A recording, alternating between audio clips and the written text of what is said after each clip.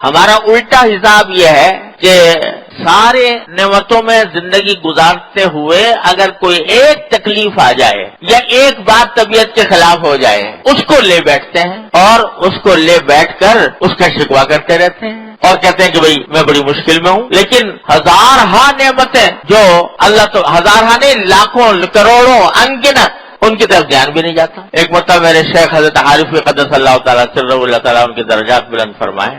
سخت گرمی پڑ رہی تھی کراچی میں اور لوگ گرمی سے بلبلائے ہوئے تھے. تو کسی نے حضرت کی مجلس میں یا کہتے حضرت آج کل گرمی بڑی سخت ہے. تو حضرت نے فرمایا کہ بھائی تمہیں یہ گرمی کی سختی تو یاد رہی لیکن اس گرمی کے نتیجے میں اللہ تبارک و تعالیٰ نے کیا کیا نعمتیں دے رکھی ہیں اس کی طرف دھیان نہ ہوا. یہ گرمی جو ہے کتنے جراثیم کو مار رہی ہے, کتنی بیماریاں اس کی وجہ سے دور ہو رہی ہیں. اس گرمی کے نتیجے میں کتنی کھیتیاں پک رہی ہیں, کتنے پھل پک رہے ہیں.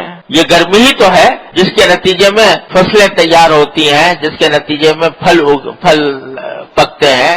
مدینہ منورہ مکہ مکرمہ میں مدینہ منورہ میں خاص طور پر جو سخت ترین گرمی کا زمانہ ہوتا ہے کھجوریں اسی میں پکتی ہیں, اس سخت گرمی کے موسم میں پکتی ہیں. تو گرمی تو بہت شدید ہوتی ہے لیکن اتنی ہوتی ہے کہ بعض اوقات فجر کے وقت میں بھی آدمی محسوس کرتا ہے کہ لو چل رہی ہے فجر کے وقت میں بھی. لیکن اسی گرمی کے اندر وہ کھجوریں پک رہی ہوتی ہیں جو سارے سال مزے سے کھاتے ہو اور جس کے اوپر بے شمار انسانوں کی معیشت کا دار و مدار ہے. تو فرمایا یہ تو زبان پہ آ گیا کہ گرمی بڑی سخت ہے اور اس کی جو تکلیف پہنچ رہی اس کا تو ذکر کر دیا. لیکن اس گرمی کے ذریعے اللہ تبارک و تعالیٰ نے جو بے شمار نعمتیں تمہیں عطا فرما رکھی ہیں اس کا دھیان نہیں. تو اگر اللہ تعالیٰ یہ دیکھنے والی نگاہ دے دے جو حضرت والا نے ارشاد فرمائی کہ دیکھو تو ہر تکلیف کے اندر بھی یقیناً ہر تکلیف کے اندر بے شمار مصلحتیں, بے شمار حکمتیں, اللہ تبارک و تعالیٰ کی بے شمار نعمتیں ہر تکلیف کے اندر موجود ہوتی ہیں. تو لیکن دیکھنے والی آنکھ چاہیے, سوچنے والا دماغ چاہیے, دھیان رکھنے والا دل چاہیے, تو وہ اس نعمتوں کی طرف دھیان کرتا ہے. میرے حضرت والد ماجد قدس اللہ تعالیٰ سرہ اللہ تعالیٰ ان کے درجات بلند فرمائے, وہ اس بات کو بڑے بلیغ انداز میں تعبیر فرمایا کرتے تھے کہ ہم لوگ واقعات کو الٹا پڑھتے ہیں. الٹا پڑھتے ہیں کیا مانا کہ اگر اس کو سیدھا پڑھ کر دیکھو تو کائنات میں پیش آنے والا کوئی واقعہ ایسا نہیں ہے کہ جو معال کار نعمت نہ ہو اللہ تبارک و تعالیٰ کی. لیکن ہم چونکہ الٹا پڑھتے ہیں تو اس واسطے وہی واقعہ ہمارے لیے تکلیف کا اور صدمے کا سبب بن جاتا ہے. یہ بات ارشاد فرمائی تھی حضرت والد ماجد رحمۃ اللہ علیہ نے میرے بڑے مرحوم بھائی کی وفات کے موقع پر, جبکہ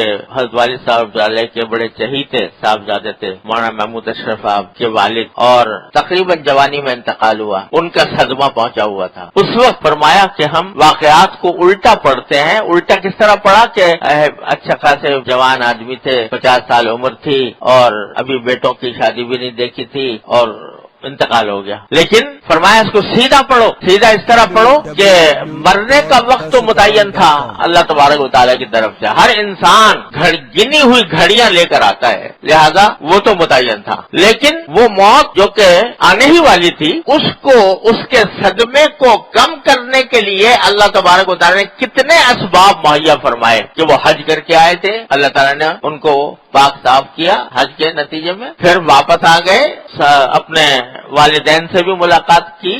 مولانا محمود اشرف صاحب اس زمانے میں مدینہ منورہ میں پڑھتے تھے تو ان سے بھی ملاقات ہو گئی, ان کو خدمت کا بھی موقع مل گیا, آ کر اپنے دوست احباب سے ملاقات بھی ہو گئی اور ان کی دعوت بھی کر لی. تو وقت تو آنا تھا لیکن اس آنے کے لیے اللہ تبارک و تعالیٰ نے کیسے اسباب جمع فرمائے کہ اس کے نتیجے میں وہ وقت, اس وقت کے آنے سے پہلے اللہ تبارک و تعالیٰ نے یہ نعمتیں عطا فرما دی. تو فرمایا یہ ہے سیدھا پڑھنے کا راستہ.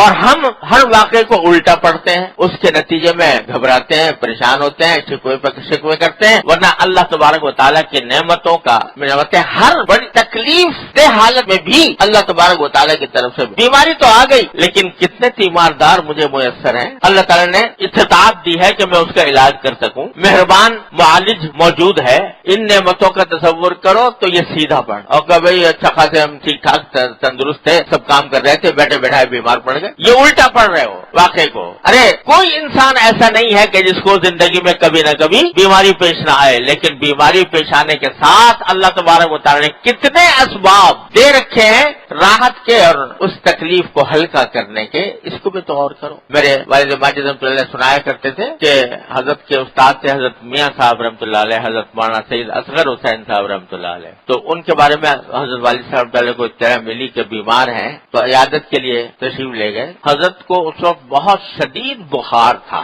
शदीद बुखार, तेज बुखार, जल रहे थे बुखार। तो हजरत वालिद साहब रहमतुल्लाह अलैह ने जाकर पूछा कि हजरत कैसे मिजाज हैं? तो फरमाया अल्लाह ताला का शुक्र है कि मेरे आंख सही काम कर रही है, अल्लाह ताला का शुक्र है मेरे कान सही काम कर रहे हैं, अल्लाह ताला का शुक्र है दिल सही तरह धड़क रहा है, अल्लाह ताला का शुक्र है कि मैं बात कर सकता हूँ, अल्लाह ताला का शुक्र है कि मैं बैठ भी सकता हूँ। अलबत्ता थोड़ा बुखार हो गया है, दुआ करो अल्लाह ताला वो भी दूर फरमा दे। तो जितनी तकलीफें नहीं थी उनका पहले जिक्र किया कि ये नेमत मुयस्सर है, ये नेमत मुयस्सर है, ये नेमत मुयस्सर है, ये नेमत मुयस्सर है, ये थोड़ी सी है, अल्लाह ताला इसको भी दूर फरमा दे। अल्लाह ताला ये हमें अपने वाकयात को सीधा पढ़ने का आदि बनाए तो अल्लाह ताला की नेमतों का पता चले, और नेमतों का पता चलेगा जितना जितना उस पर गौर करोगे उतना ही अल्लाह जल्ल जलालहू की मोहब्बत इंशाअल्लाह पैदा होगी। तो नेमतों का इस्तेहदार, उस पर शुक्र, इसकी आदत डालने की जरूरत है। सुबह से शाम तक न जाने कितने वाकयात हमारे साथ गुजरते हैं जिनसे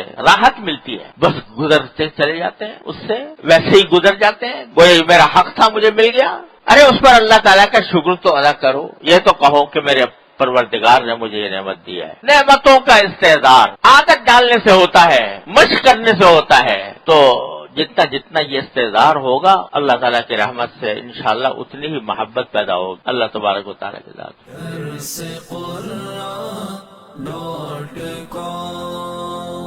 www.darsequran.com